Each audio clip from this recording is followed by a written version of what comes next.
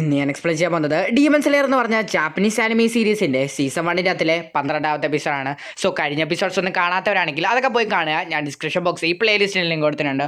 So നിങ്ങൾ ഇതുവരെ channel subscribe ചെയ്ത് വീഡിയോ ലൈക്ക് ചെയ്യുക. സോ നമുക്ക് ഇന്നത്തെ എപ്പിസോഡിലേക്ക് പോകാം. എപ്പിസോഡ് തുടക്കം തന്നെ നമ്മുടെ ഇനോസ്കി ആ ഡ്രം കൊട്ടുന്ന ഡീമനെ കൊല്ലാൻ വേണ്ടി അങ്ങ് ചാടുവാണ്. ഇത് കണ്ട ഡീമൻ അവന്റെ കയ്യിലുണ്ടായിരുന്ന ആ ഡ്രം അങ്ങ് കൊട്ടുവാണ്. ഇതേ സമയത്ത് തന്നെ ആ റൂം അങ്ങ് സ്പ്ലിറ്റ് ആയി തല കുത്തനെ വന്നിരിക്കുവാണ്. ഇത് കണ്ട് കലിപ്പായ ഇനോസ്കി നമ്മുടെ താൻസറുടെ ദേഹത്ത് ചവിട്ടിയിട്ട് ആ ഡീമന്റെ അടുത്തോട്ട് വീണ്ടും ചാടുവാണ്. വീണ്ടും ആ ഡീമൻ ഡ്രം കൊട്ടുന്നു. പിന്നെ പഴയതുപോലെ തന്നെ ആ റൂം അങ്ങ് ആവുന്നു. താൻസറോടെ കൂടെ ഉണ്ടായിരുന്ന ആ കൊച്ചുകുട്ടിയുടെ ദേഹത്ത് നമ്മുടെ ഇനോസ്കി ചവിട്ടുന്നുണ്ട്. ഇത് കണ്ട് നമ്മുടെ താൻസറോക്ക് ഭയങ്കരമായിട്ട് ദേഷ്യം വരുവാണ്. ഇനോസ്കി അവിടെ നിന്ന് തെള്ളിയിടുവാണ്. എന്നിട്ട് താൻസറോ ചോദിക്കുകയാണ്, നീ എന്തുവാണ് അവിടെ കാണിക്കുന്നത്? ഇതേ സമയം തന്നെ ഇനോസ്കി ചോദിക്കുകയാണ്, നിനക്ക് എത്ര ധൈര്യമാണ് നീ എന്നെ അവിടെ നിന്ന് തെള്ളിയിടും? ധൈര്യമാണ് നീ എൻ്റെ കൂടെ ഫൈറ്റ് ചെയ്യാൻ പാടാ എന്ന് പറഞ്ഞുകൊണ്ടിരിക്കുകയാണ് നമ്മുടെ ഇനോസ്കി. അങ്ങനെ ഇനോസ്കി നമ്മുടെ താൻസറോ ആയിട്ട് ഫൈറ്റ് ചെയ്യാൻ വേണ്ടി വരുവാണ്. ഇത് കണ്ട താൻസറോ അവിടെ നിന്ന് ഒഴിഞ്ഞു മാറുവാണ്. ഇതേസമയം തന്നെ ആ ഡീമൻ അവന്റെ കയ്യിലുണ്ടായിരുന്ന ഡ്രം അങ്ങ് കൊട്ടുവാണ്. ഇതേസമയം തന്നെ അവർ നിന്നെടുത്തൊരു വിള്ളല് വരുന്നു. ഇത് കണ്ട് നമ്മുടെ താൻസറോയ്ക്ക് മനസ്സിലാവാണ് ഈ ഡീമൻ ഭയങ്കര പവർഫുൾ ആണെന്ന്. അങ്ങനെ ആ ഡീമൻ അവന്റെ കയ്യിലുണ്ടായിരുന്ന എല്ലാ ഡ്രമ്മിലും അങ്ങ് കൊട്ടിക്കൊണ്ടിരിക്കുകയാണ്. ഡീമൻ ഓരോ ഡ്രമ്മിൽ കൊട്ടാൻ നേരത്തും അവിടെ ഓരോരോ സംഭവങ്ങളാണ് അവിടെ സംഭവിക്കുന്നത്. ഒരു ഡ്രം കൊട്ടാൻ നേരത്ത് ആ റൂം തലകുത്തനെ നിൽക്കും. വേറെ ഡ്രം കൊട്ടാൻ നേരത്ത് അത് വീണ്ടും പഴയതുപോലെ. വേറെ ഡ്രം കൊട്ടാൻ നേരത്ത് അത് ഓപ്പോസിറ്റ് തിരിയും. ഇതെല്ലാം നമ്മുടെ താൻസറോയ്ക്ക് മനസ്സിലാവുകയാണ്. ഓരോ ഡ്രമ്മിനും ഓരോ തരത്തിലുള്ള പവേഴ്സ് ആണെന്ന് നമ്മുടെ താൻസറോയ്ക്ക് മനസ്സിലാവുകയാണ്. ഇതേ സമയമാണ് വേറെ എവിടുന്നും കൂടെ ഒരു ഡ്രമ്മിന്റെ സൗണ്ട് വരുന്നത്. സമയം അവിടുത്തെ റൂം മാറിയിട്ട് വേറെ റൂം ആവുന്നത്. താൻസറോ ആ റൂം തുറന്നു നോക്കിയപ്പോൾ കണ്ടത് ഒരാൾ അവിടെ മരിച്ചു കിടക്കുന്നതാണ്. അതേ സമയം തന്നെ താൻസറോയുടെ കൂടെ ഉണ്ടായിരുന്ന ആ കൊച്ചുകുട്ടി ചോദിക്കുവാണ്, എന്തെങ്കിലും പ്രശ്നമുണ്ടോ? ഇത് കേട്ട് താൻസറോ പറയാണ്, ഒരു പ്രശ്നവുമില്ല, പക്ഷേ നീ പുറകിലോട്ട് തിരിഞ്ഞു നോക്കാതെ എൻ്റെ കൂടെ തന്നെ നടന്നു വരണമെന്ന് നമ്മുടെ താൻസറോ എന്ന് പറഞ്ഞതുകൊണ്ട് തന്നെ താൻസറോ ആ കുട്ടിയെ കൊണ്ട് അതുവഴി നടന്നു പോവുകയാണ്. അങ്ങനെ പൊക്കോണ്ടിരിക്കുന്ന സമയത്താണ് അവിടെ ഒരുപാടധികം ബ്ലഡിന്റെ സ്മെല്ല് കിട്ടുന്നത്. അന്നേരം നമ്മുടെ താൻസറോയ്ക്ക് മനസ്സിലാവണം അവിടെ ഒരാളല്ല മരിച്ചു കിടക്കുന്നത്, അവിടെ ഒത്തിരി പേര് തന്നെ മരിച്ചു കിടപ്പുണ്ട്. ചിലപ്പോൾ നമ്മൾ അവരുടെ മുന്നിലായിരിക്കും ചെന്ന് പെടുക എന്ന് നമ്മുടെ താൻസറോ വിചാരിക്കുവാണ്. ഇതേ സമയം തന്നെ താൻസറോ നടന്നു പോയിക്കൊണ്ടിരുന്ന ഒരു റൂമിൽ നിന്ന് സൗണ്ട് കേൾക്കുന്നു. താൻസറോ ആ കുട്ടിയോട് പറഞ്ഞു മിണ്ടല്ലേ എന്ന് പറഞ്ഞു ആ റൂം തുറന്നു നോക്കുന്ന സമയത്താണ് അവിടെ ഒരു കുട്ടി ഡ്രംസും പിടിച്ചോണ്ടിരിപ്പുണ്ട്. പിന്നീട് നമ്മളെ കാണിക്കുന്നത് നമ്മുടെ ജെനിറ്റ്സുവിനെയാണ്. ജെനിറ്റ്സു ആ കുട്ടിയെ പിടിച്ചോണ്ടങ്ങ് നടക്കുവാണ്. ഇതേ സമയം ആ കുട്ടി ചോദിക്കുകയാണ്, നമ്മളിപ്പോ എങ്ങോട്ടാ പോകുന്നതെന്ന്.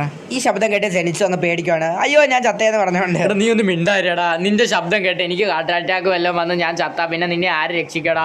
അത് മാത്രമല്ല നിന്റെ ശബ്ദം കേട്ട് ഇവിടെ ഡീമൻസ് വല്ലതും വന്ന നമ്മുടെ കഥ അതോ ഗതിയാടാ എന്ന് പറഞ്ഞ് കരഞ്ഞോണ്ടിരിക്കുകയാണ് നമ്മുടെ ജെനിറ്റ്സു. ഇതേ സമയമായിരുന്നു അങ്ങോട്ടൊരു ഡീമൻ വരുന്നത്. പക്ഷെ ഇത് നമ്മുടെ ജെനിറ്റ്സു കാണുന്നില്ല, പക്ഷെ ആ കൊച്ചുകുട്ടി കാണുന്നുണ്ട്. ആ കൊച്ചുകുട്ടി നമ്മുടെ ജെനിറ്റ്സുവിനോട് പറയാ, എടാ നീ ഒന്ന് പുറകിലോട്ടൊന്ന് തിരിഞ്ഞു നോക്കിയെന്ന് പറഞ്ഞ് നോക്കുന്ന സമയത്ത് ഇതേ സമയം ആ ഡീമൻ അവരുടെ അടുത്ത് എത്തിയിട്ടുണ്ടായിരുന്നു. ഇത് കണ്ട ഭാഗം കേൾക്കാത്ത ഭാഗം ജെനിറ്റ്സു ഒറ്റ ഓട്ടം. ഓടുന്ന സമയത്ത് ജെനിറ്റ്സു ആ ഡീമനോട് പറയുന്നുണ്ട്, എടാ എൻ്റെ ബ്ലഡിന് വലിയ രുചിയൊന്നുമില്ലടാ, നീ രുചിയുള്ള ബ്ലഡുള്ള ആരെങ്കിലും പോയി കഴിക്കടാന്ന് പറഞ്ഞിട്ടോ കണ്ട വരി ഓടുവാണ് നമ്മുടെ ജെനിറ്റ്സു. അങ്ങനെ അവരെ ഓടി അവസാനം ഒരു റൂമിന്റെ അവിടെ എത്തുന്നു. അവിടെ ഇനി ഓടാൻ വേറെ സ്ഥലമില്ലെന്ന് നമ്മുടെ ജെനിറ്റ്സുവിന് മനസ്സിലാവുന്നു. ജെനിറ്റ്സു ആ കുട്ടിയോട് പറയുവാണ്, എടാ എന്നെ ഇവിടെ നിന്ന് രക്ഷിക്കടാ, എടാ എന്നെ ഇവിടെ നിന്ന് പുറത്തു കൊണ്ടുപോടാ, എടാ എനിക്ക് കല്യാണം കഴിക്കാനുള്ള ആടാന്ന് പറഞ്ഞുകൊണ്ട് ആ ജെനിറ്റ്സു അവിടെ ഇരുന്ന് കരഞ്ഞുകൊണ്ടിരിക്കുവാണ്. ആ കുട്ടി പറയാണ്, നീ അല്ലടാ എന്നെ രക്ഷിക്കണ്ടേ, എന്നെക്കാട്ടി മൂത്തയല്ലടാ നീ, നിന്റെ അല്ലടാ വാളൊക്കെ ഉള്ളതെന്ന് പറഞ്ഞുകൊണ്ടിരിക്കുവാണ് നമ്മുടെ കുട്ടി. ഇതേ സമയമാണ് ആ ഡീമൻ അവരുടെ അടുത്തോട്ട് വരുന്നത്. ആ ഡീമനെ കണ്ടോടനെ തന്നെ നമ്മുടെ ജെനിറ്റ്സു അയ്യോ എനിക്ക് തല ഇറങ്ങുന്നതെന്ന് പറഞ്ഞ് അങ്ങ് തല ഇറങ്ങി താരോട്ട് അങ്ങ് വീരുവാണ്. ആ ഡീമൻ ആണെങ്കിൽ അവരുടെ അടുത്തോട്ട് വരുവാണ്. ആ ജെനിറ്റ്സുവിനെ രക്ഷിക്കാൻ വേണ്ടി ആ കുട്ടി ആ ജെനിറ്റ്സുവിനെ വലിച്ച് പുറയിലോട്ട് നീക്കിക്കൊണ്ടിരിക്കുകയാണ്. ഇതേ സമയത്ത് തന്നെ ആ ഡീമൻ അടുത്തോട്ട് വന്നുകൊണ്ടിരിക്കുകയാണ്. ആ കുട്ടിയാണെങ്കിൽ പേടിച്ച ഭിത്തിയിൽ ചാരിയിരിക്കുകയാണ്. ജെനിറ്റ്സുവിന്റെ ബോധം ഇപ്പോഴും വന്നിട്ടില്ല. ജെനിറ്റ്സുവിന്റെ ബോധം പോയി കിടക്കുവാണ്. ആ ഡീമൻ അടുത്തോട്ട് വരുന്ന സമയത്ത് നമ്മുടെ ജെനിറ്റ്സുവിനെ വിളിക്കുന്നുണ്ട്, എടാ എഴുന്നേക്കടാ ജെനിറ്റ്സു, അവൻ അടുത്ത് വന്നടാ എന്ന് പറഞ്ഞുകൊണ്ടിരിക്കുകയാണ് ആ കുട്ടി. ഇതേ സമയമായിരുന്നു ആ ഡീമന്റെ വലിയ നാവ് ജെനിറ്റ്സുവിന്റെ അടുത്തോട്ട് വരുന്നത്.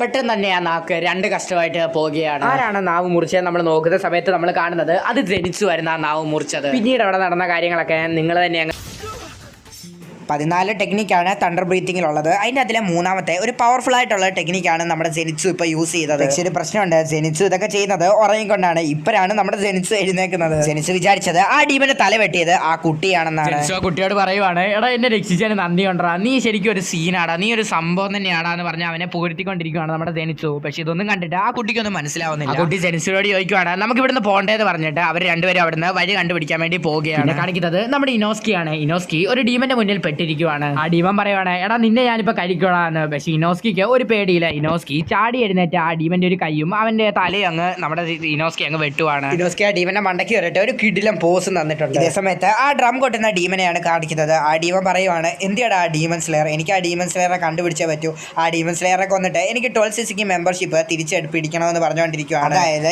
ഈ ഡീമൻ 12 സിസിക്കിയിലെ 12ാമത്തെ ഡീമനാണ്. ഇപ്പോൾ നമ്മുടെ മൂസാൻ അവനെ അവിടെ നിന്ന് ഒഴിവാക്കിയിരിക്കുകയാണ്. പിന്നെ കുറെ നാൾ മുമ്പുള്ള ഒരു കാര്യമാണ് കാണിക്കുന്നത്. ആ ആ ഡീമൻ ഒരു മനുഷ്യന്റെ ബ്ലഡ് തിന്നുകൊണ്ടിരിക്കുവാണ്. അന്നേരമാണ് അങ്ങോട്ട് മൂസാൻ വരുന്നത്. നിനക്ക് മനുഷ്യന്മാരുടെ ബ്ലഡ് കുടിച്ച് നിനക്ക് മതിയായില്ലേ? നിന്നോട് പറഞ്ഞ ജോലി നീ ഇതുവരെ ചെയ്തിട്ടില്ല. നീ ആ ജോലി ചെയ്യുന്നിടം വരെ നീ ഒരു സോൾസിക്കിയിലെ മെമ്പർ അല്ലെന്ന് പറഞ്ഞിട്ട് അവന്റെ കണ്ണിലെ മാർക്ക് അങ്ങ് മൂസാൻ വെട്ടിക്കളയുവാണ്. അങ്ങനെ മൂസാൻ കുറച്ചുകൂടെ പവേഴ്സ് ആ ഡീമന് കൊടുക്കുന്നുണ്ട്. അത് ഡീമൻ സ്ലേയേഴ്സിനെ കൊല്ലാൻ. അങ്ങനെ കുറച്ചുകൂടെ ഡ്രംസ് ആ ഡീമന് കിട്ടുവാണ്. അതും മൂസാന്റെ ഒരു തുള്ളി ചോരയും കൊണ്ടാണ് അവൻ അത്രയും ഡ്രംസ് കിട്ടിയത്. അപ്പം തന്നെ നമുക്ക് മനസ്സിലാക്കാം മൂസാൻ എന്ത് പവർഫുൾ ആണെന്ന്. പിന്നീട് നമ്മൾ കാണുന്നത് നമ്മുടെ താൻസ്രോനെയാണ്. ആ റൂം തുറന്ന് നോക്കാൻ നേരത്ത് അവിടെ ഒരു ഡ്രംസ് പിടിച്ചൊരു കുട്ടി ഇരിക്കുന്നതാണ്. അത് താൻസ്രോയുടെ കൂടെ ഉണ്ടായിരുന്ന ആ കൊച്ചുകുട്ടിയുടെ ചേട്ടനായിരുന്നു. അവർ രണ്ടുപേരും കണ്ടുമുട്ടിയത് കൊണ്ട് തന്നെ അവർ ഭയങ്കര സന്തോഷത്തിലാണ്. ഇതേ സമയമാണ് താൻസ്രോ അവനോട് ചോദിക്കുന്നത്, നിനക്ക് എവിടുന്ന ഈ ഡ്രം കിട്ടിയെന്ന്. ഇതേ സമയമായിരുന്നു അവൻ നമ്മുടെ താൻസ്രോട് പറയുന്നത്, ഇവിടെ 3 ഡീമൻസ് ഉണ്ടായിരുന്നു. ആ 3 ഡീമൻസും എന്നെ കഴിക്കാൻ വേണ്ടി നിൽക്കുമായിരുന്നു. എന്നാൽ ഞാൻ ആദ്യം കഴിക്കും എന്ന് പറഞ്ഞ് അവർ 3 പേരും അടി കൂടിക്കൊണ്ടിരിക്കുമായിരുന്നു. ഇതേ സമയമായിരുന്നു ഒരു ഡീമന്റെ കയ്യിൽ ഉണ്ടായിരുന്ന ഒരു ഡ്രം താരോട്ട് വീഴുന്നത്. അന്നേരം ഞാൻ ആ ഡ്രം എടുത്താൽ കൊട്ടി. അന്നേരമാണ് ആ റൂം സ്പ്ലിറ്റ് ആയിട്ട് ഞാൻ വേറെ അങ്ങോട്ട് വന്നിട്ട് അവിടുന്ന് രക്ഷപ്പെട്ടതെന്ന്.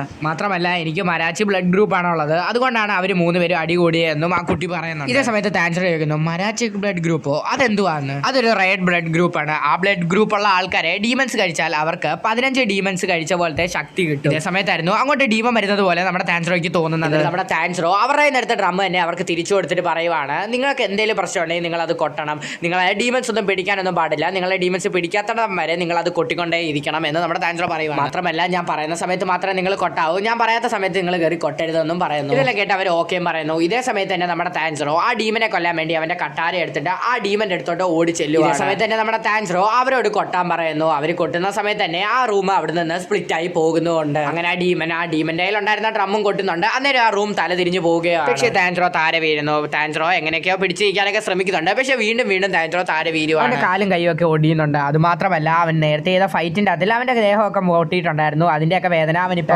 മനസ്സിലാവാണ്. ഏതൊക്കെ മരുന്നെടുത്താലും ഏതൊക്കെ ഡോക്ടറിനെ കാണിച്ചാലും റെസ്റ്റ് എടുത്താൽ മാത്രമേ അവന്റെ വേദന കുറയത്തുള്ളൂ. ശരീരമൊക്കെ ഭയങ്കരമായിട്ട് വേദനിക്കുന്നുണ്ട്. എന്നാലും താൻസ്രോ ആ ഡീമനോട് പറയുവാണ്, എന്തൊക്കെ സംഭവിച്ചാലും ഞാൻ നിന്നെ ഇവിടുന്ന് കൊന്നിട്ടേ പോത്തുള്ളൂ. താൻസ്രോ മാസ്റ്റർ റോക്കഡാക്കി പറഞ്ഞ കാര്യങ്ങളൊക്കെ ചിന്തിക്കുവാണ്. ഒരു വെള്ളം കുപ്പിയിൽ പിടിച്ചു വെക്കുവാണെങ്കിൽ അത് കുപ്പിയുടെ ഷേപ്പിലായിട്ട് മാറും. അതുപോലെ തന്നെ നമ്മളും പ്രാക്ടീസ് അനുസരിച്ച് നമ്മൾ മാറാനുള്ള പ്രാക്ടീസ് നമ്മൾ എടുക്കണമെന്ന് മാസ്റ്റർ റോക്കഡാക്കി പറഞ്ഞ കാര്യങ്ങൾ താൻസ്രോ എല്ലാ കാര്യങ്ങളും മനസ്സിൽ ഉറപ്പിച്ച് ഡീമനെ കൊല്ലാൻ വേണ്ടി റെഡി ആവുകയാണ്. ഓടിപ്പോയി ആ ഡീമനെ കൊല്ലാൻ വേണ്ടി ശ്രമിക്കുവാണ്. താൻസ്രോ ആ ഡീമനോട് പറയുന്നു, ഇന്ന് നിന്റെ അവസാനമാണ്. ഇന്ന് നീ കൊന്ന എല്ലാവർക്കും വേണ്ടി ഞാൻ ഇന്ന് നിന്നോട് പ്രതികാരം ചോദിക്കപ്പെടാ എന്ന് പറയുന്നിടത്ത് വെച്ചാണ് ഡീമൺ സ്ലേയർ എന്ന് പറഞ്ഞ ജാപ്പനീസ് ആനിമി സീരീസിന്റെ സീസൺ 1 രാത്രിയിലെ 12ാമത്തെ എപ്പിസോഡ് തീരുന്നത്. സോ നിങ്ങൾ ഇതുവരെ ചാനൽ സബ്സ്ക്രൈബ് ചെയ്യുന്ന സബ്സ്ക്രൈബ് ചെയ്ത് അതുകൊണ്ട് വീഡിയോക്ക് ലൈക്ക് ചെയ്യുക. സോ നമുക്ക് അടുത്ത ദിവസം അടുത്ത എപ്പിസോഡ് വരാം. ബൈ.